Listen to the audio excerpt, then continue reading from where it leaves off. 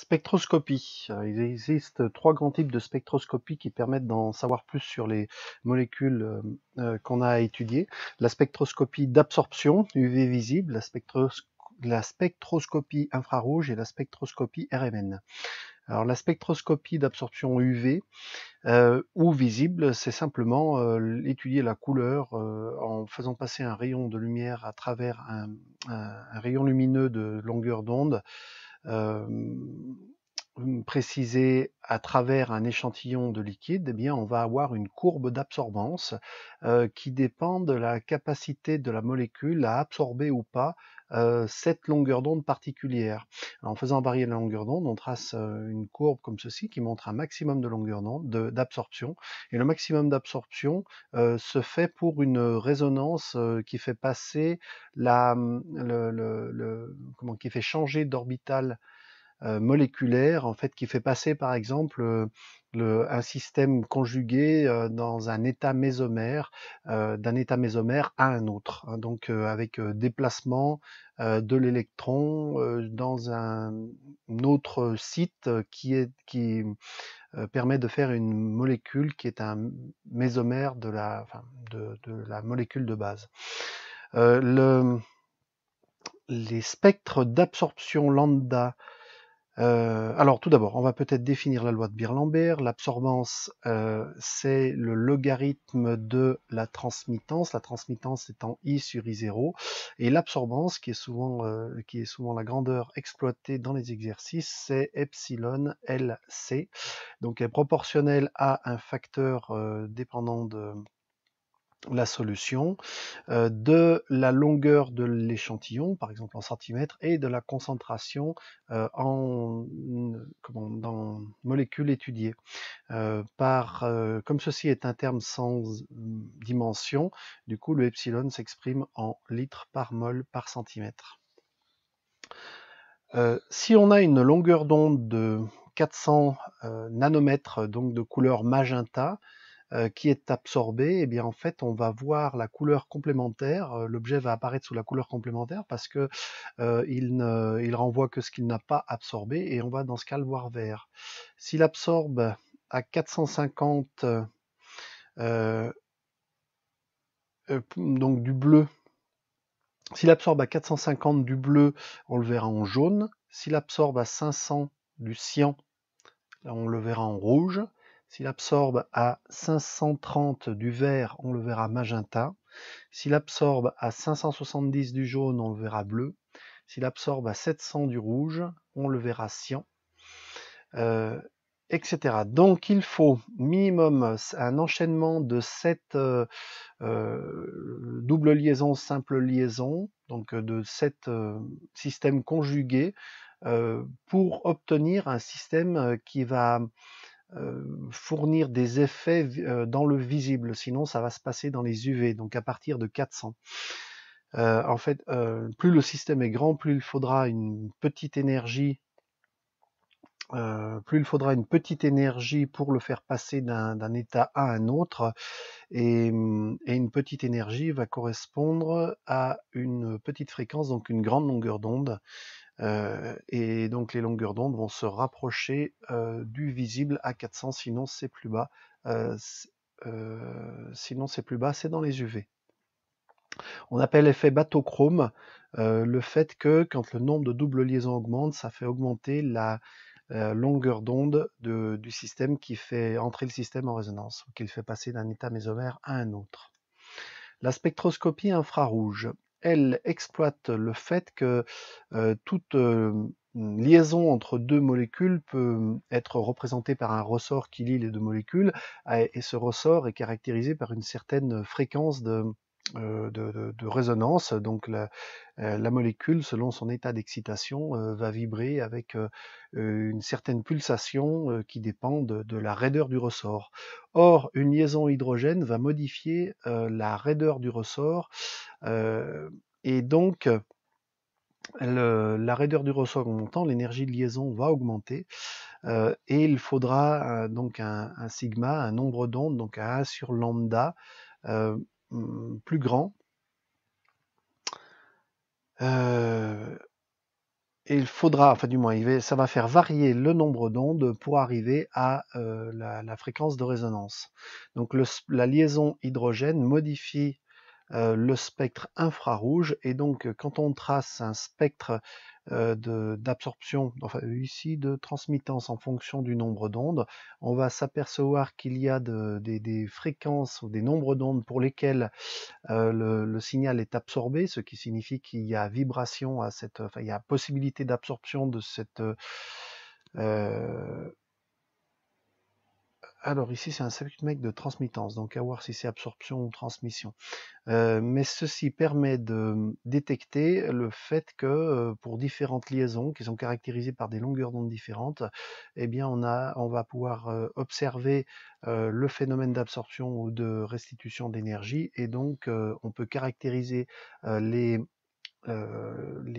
liaisons, soit CH, soit COO, soit C double liaison C, en fonction du nombre d'ondes qui a été absorbé ou transmis. Attention, il y a des harmoniques, c'est-à-dire que si on a une fréquence qui est double, eh ben, ça va donner un nombre d'ondes harmoniques qui est double aussi. Et donc on va pouvoir observer, si par exemple là on a quelque chose à 2000, eh bien on va pouvoir observer la même chose, enfin un phénomène, pas forcément exactement le même, mais à 4000.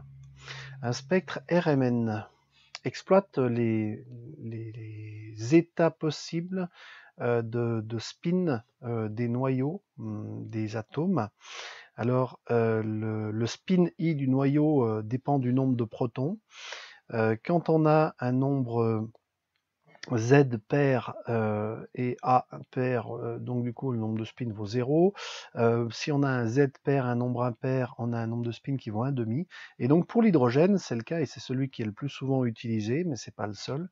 Quand on a donc Z égale 1, donc A est impair,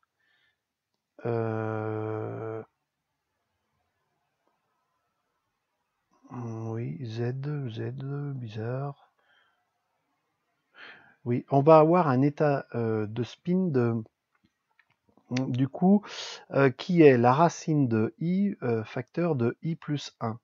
Alors, on vérifie rapidement, parce que pour l'hydrogène, d'après ce tableau, ça devrait faire 3,5. Donc 3,5 plus 1, ça fait 5,5. Multiplié par 1,5, ça fait 5 quarts. Donc ça ferait racine de 5 sur 4. Bizarre, une valeur qui ne me dit rien. Alors, en tout cas, le moment magnétique va être égal à une constante mi multipliée par ce moment cinétique de spin, et le moment mi prend 2i plus 1 valeur entre moins i et plus i. Le moment magnétique mu étant proportionnel au moment cinétique L, avec le facteur gamma entre les deux, qui vaut Q sur 2m. Alors, quand on applique un champ B, on a une énergie d'interaction entre un moment magnétique. Donc un moment magnétique, c'est une spire élémentaire, c'est modélisé par une spire élémentaire, et on a une énergie d'interaction qui va être égale, enfin qui peut se calculer, mais qui va soit aligner, soit anti-aligner, c'est-à-dire l'aligner dans le sens opposé. On va avoir dans ce cas un état d'équilibre stable ou instable. Aligner le moment magnétique avec le champ magnétique extérieur. Alors, si on veut illustrer un petit peu ce qui se passe, si on prend un axe Z, et puis qu'on a une projection d'un nombre entier de fois la constante de Planck H, donc le moment cinétique va être réparti dans toutes les directions de manière aléatoire, et il va y avoir du coup des moments cinétiques alignés dans toutes les directions, et rien ne va pouvoir être visible. Par contre, quand on applique un champ B, eh bien, on va avoir un alignement de tous les moments cinétiques de spin, c'est-à-dire qu'ils vont être ils vont être soit alignés, soit anti-alignés. c'est ce qu'on disait tout à l'heure, et on va avoir en fait deux niveaux d'énergie qui correspondent au fait que la partie, la composante selon Z du moment magnétique, enfin le champ magnétique va avoir tendance à aligner ce moment magnétique sur B, mais l'état le plus stable, c'est quand le moment cinétique est aligné avec le champ magnétique, le moment magnétique est aligné avec le champ magnétique extérieur, donc ça correspond ici à un spin bas, et quand on l'excite, enfin du moins le niveau le plus haut qui correspond à l'anti-alignement est peuplé quand même parce qu'il y a un petit peu d'agitation thermique, et les niveaux d'énergie étant très peu séparés, il y a très peu de différence de niveau d'énergie entre celui-là et celui-là, et bien les niveaux sont peuplés de manière à peu près équivalente, et donc pour l'instant, ça ne permet de rien obtenir de mesurable. Pour obtenir de quelque chose de mesurable, on va devoir appliquer un champ B horizontal. Donc pour l'instant, on avait un champ B vertical qui alignait tout ça. Et quand on appliquera un champ B horizontal, autrement dit, on va envoyer une certaine onde électromagnétique de fréquence nue. Et ce champ magnétique va finalement faire une composante horizontale, parce qu'on a tous les moments magnétiques qui tournent par effet, par composante de l'armor, mais comme ils tournent tous autour du même axe, tant qu'il n'y a pas le champ horizontal, eh bien ils tournent tous comme ça, mais la composante verticale n'est pas modifiée. Par contre, à partir du moment où on applique un champ horizontal, le champ B total va être un petit peu incliné. Donc la précession va se faire selon la combinaison de ce champ B et de cet autre champ, et il va y avoir petit à petit donc une précession qui va faire apparaître une composante B horizontale qui va ici tourner autour de l'axe Z avec une pulsation oméga qui est égale à la pulsation du champ magnétique qui excite horizontal. Ceci permet, alors c'est ce qu'on voit ici, quand on excite, on fait passer finalement tous les états de spin à l'état finalement le plus haut en énergie et le moins stable, donc un état d'anti-alignement par rapport au champ extérieur, et on a et à ce moment-là, si on place ici un capteur, donc une simple spire qui mesure une tension U, on va mesurer ce champ magnétique variable, puisqu'ici il va avoir, comme il tourne à la pulsation oméga, on va avoir finalement une composante horizontale du champ qui nous fait ici une sinusoïde.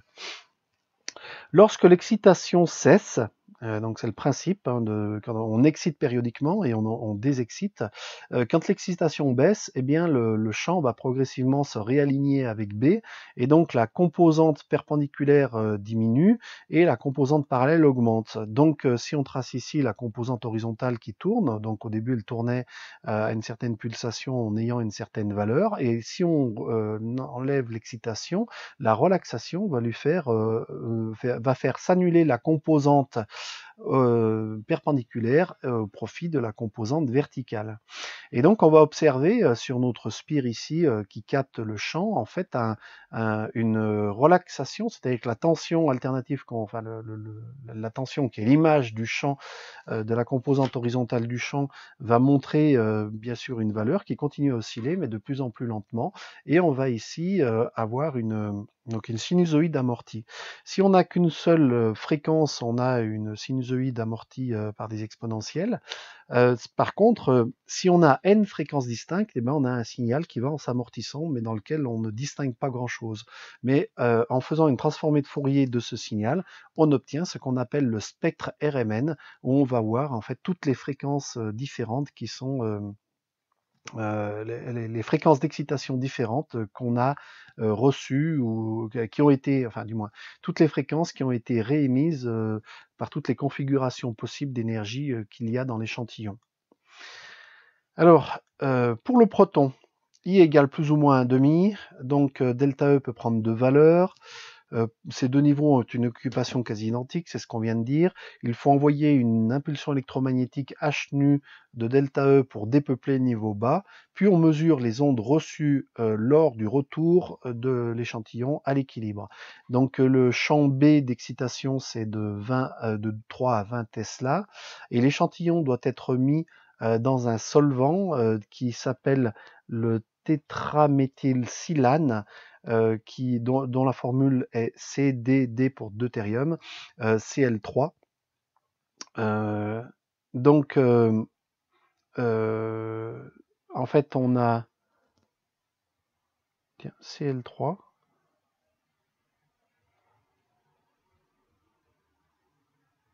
Ou le tétraméthylsilane, le TMS. Oui, alors c'est pas celui-là, c'en est un autre. Le TMS permet d'avoir un solvant avec des noyaux qui sont particulièrement blindés et qui vont permettre d'avoir un état de référence. Alors là, on a une fréquence de référence. Oui, alors on fait varier la fréquence d'excitation avec B constant ou l'inverse, et on a une fréquence de référence H, donc nu ref, et la résonance est atteinte pour un produit Bref nu ref constant. On définit le déplacement delta, qui est la fréquence moins la fréquence de référence sur la fréquence de référence, en partie par million, et il ne devrait y avoir qu'à la fréquence de référence qu'il y a une désexcitation pour un noyau donné. Mais la loi de Lenz nous dit qu'un champ B induit est créé par les électrons qui sont en mouvement autour du noyau, et donc qui va s'opposer à B. Donc on va avoir un champ B local qui va être le champ B extérieur plus un champ B induit par le mouvement des électrons. Ce champ B local est très petit devant B, donc le champ local va être donc amoindri par rapport au champ total, et on va avoir une fréquence de résonance qui va être un petit peu plus élevée. En fait, il faut un champ B un peu plus fort pour faire résonner le noyau, un noyau identique qui serait soumis à un écrantage à cause des électrons. Donc on va avoir, quand les noyaux sont bien blindés, il faut avoir un champ assez fort, et quand les noyaux sont déblindés, on aura besoin d'un champ un peu plus faible, et c'est ça qui va nous permettre de mesurer de mesurer ce delta, donc qui dépend du champ, et qui va permettre de différencier ce qu'on appelle des noyaux blindés et des noyaux déblindés. Alors un noyau déblindé, c'est un qui aurait perdu un petit peu son nuage électronique parce qu'il est à proximité d'un nuage, d'un atome électronégatif qui a une constante, un déplacement delta, qui fait augmenter du coup le déplacement delta. Enfin, il peut y avoir des cônes d'anisotropie ou des courants de cycle. Quand on a ici, donc pour une liaison, ici on a une liaison double, et on va voir apparaître, par exemple ici on a un cycle, on a les électrons soumis au champ B qui vont parcourir ce cycle et qui vont induire un champ magnétique, et donc il va falloir et donc ce courant va modifier le champ et va modifier le déplacement. Quand on a une liaison double, c'est pareil, on peut avoir, en fait ici on a au niveau du champ H, oui, ici sur cette liaison double, on va avoir des liaisons pi qui vont faire aussi des mouvements électroniques qui vont modifier le champ B. Enfin, alors, si on en restait là, en fait, on ne pourrait pas distinguer des atomes d'hydrogène entre eux, et donc oui, un champ B local permettrait quand même de dissocier, mais il va y avoir un autre phénomène qui s'appelle le couplage spin-spin, qui va faire que la présence de voisins proches et de même groupe d'équivalence qui interagissent va induire une multiplicité de signaux. Par exemple, si on a ici 3 hydrogènes et un hydrogène ici. Alors l'hydrogène ici va avoir un champ qui va être influencé par tout cela. Alors on va avoir une combinaison de spins possibles pour ces 3 hydrogènes ici. Ils peuvent être UU, UUP, UPU, etc., etc. Et quand on regarde, en fait, on a des niveaux qui sont équivalents. Et donc on va avoir ici pour 3 atomes d'hydrogène, on va avoir 4 signaux différents, parce que 4 interactions différentes avec le H qui est ici. Par contre, pas tous de la même intensité, on voit que les signaux centraux vont être plus grands. Alors, ça va nous donner la règle des uplets. Donc, n plus 1 uplet enfin, n voisins vont provoquer n plus 1 uplet sur le spectre RMN. Donc si on a 0 voisin, bah, on a un signal tout seul, le H il résonne à sa fréquence toute seule.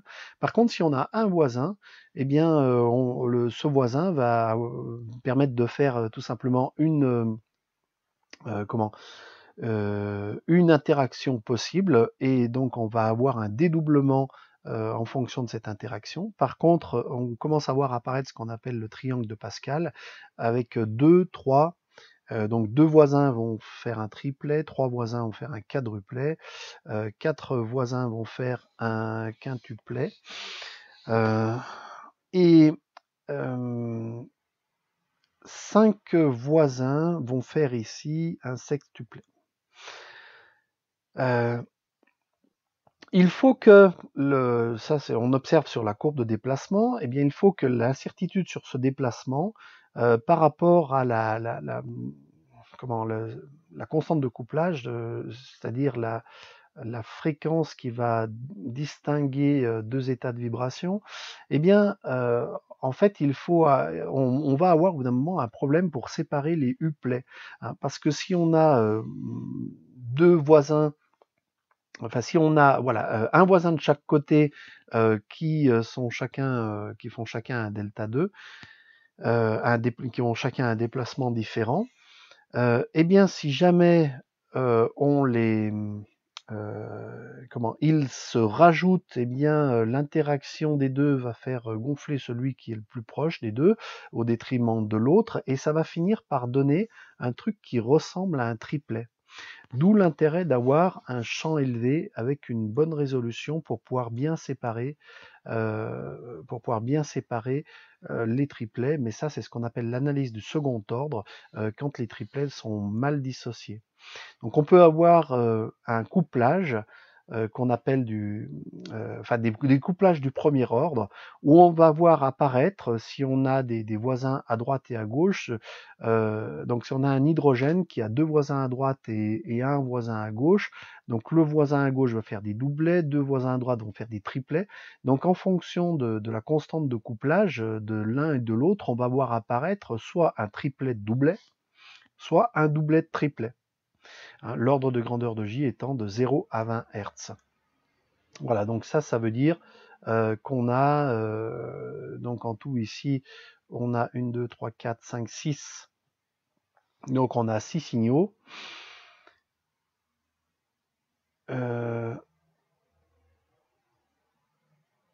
Voilà, on a 6 signaux, mais ça ne correspond pas à 5 voisins, ça correspond à 2 voisins à droite et un voisin à gauche. Du coup, la règle des n plus 1 uplet, m protons A équivalent, couplé à n protons X équivalent, donne pour A un multiplet de n plus 1 pic de surface M. On appelle JAX la constante de couplage. Un système AMXP, P, il doit y avoir un P ici, AMX, oui, AMM, oui c'est ça, AMM XP, donc ici c'est un grand X petit p. On obtient pour A un M plus 1 uplet de P plus 1 uplet si les constantes de couplage sont différentes, et si les constantes de couplage sont égales, on retrouverait la règle des N plus 1 uplet avec N égale M plus P. Alors finalement, d'un point de vue pratique, la méthode pour exploiter un spectre RMN, c'est tout d'abord de calculer le degré d'insaturation. Donc degré d'insaturation, c'est la moitié de 2 fois le nombre de carbone plus 2. En gros, c'est le nombre de liaisons qu'on peut faire, moins S, le nombre d'halogènes, moins Y, le nombre d'hydrogènes, parce qu'à chaque fois, ils vont bouffer une liaison, plus T pour l'azote, puisque l'azote peut faire, l'azote va offrir 3 liaisons. Donc ça va nous donner finalement le nombre, enfin si on n'a que des carbones et des hydrogènes qui vont bien ensemble, par exemple CH4, eh bien on va avoir 2 fois X plus 2, donc 4, moins Y, 4, 0, on n'a aucune insaturation. Par contre, si ce nombre calculé est différent de 0, ça veut dire qu'on a une insaturation, c'est-à-dire soit des cycles, soit des doubles liaisons. Donc ensuite, on identifie les protons chimiquement équivalents. Alors les protons chimiquement équivalents, c'est ce qu'on voit ici. Si on a une molécule, c'est tous ceux qui sont caractérisés par le même environnement, et il faut faire attention aux problèmes de symétrie qui peuvent faire que des protons à gauche et à droite, qui ne sont pas exactement sur le même carbone, peuvent être chimiquement équivalents. Ensuite, donc le nombre de signaux,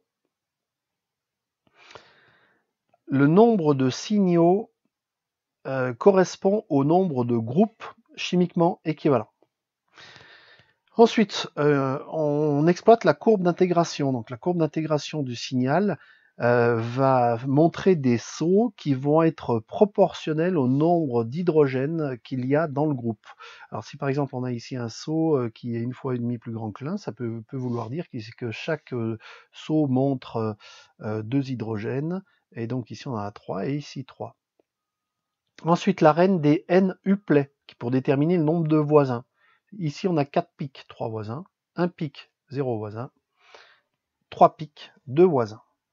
Ensuite, on utilise les tables de valeurs de déplacement typiques de certaines liaisons.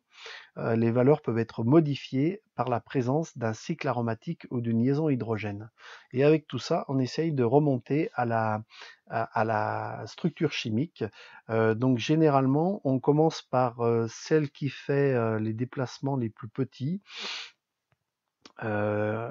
et parce qu'elles sont les plus faciles à identifier généralement, et on commence par un bout de molécule, comme ça on arrive à on voit le nombre d'hydrogènes qu'il y a, donc ça nous permet de déterminer avec la valeur du déplacement, de déterminer une structure, par exemple CH3, et de voir que ce CH3 va avoir 2 voisins, donc on va chercher un truc en CH2.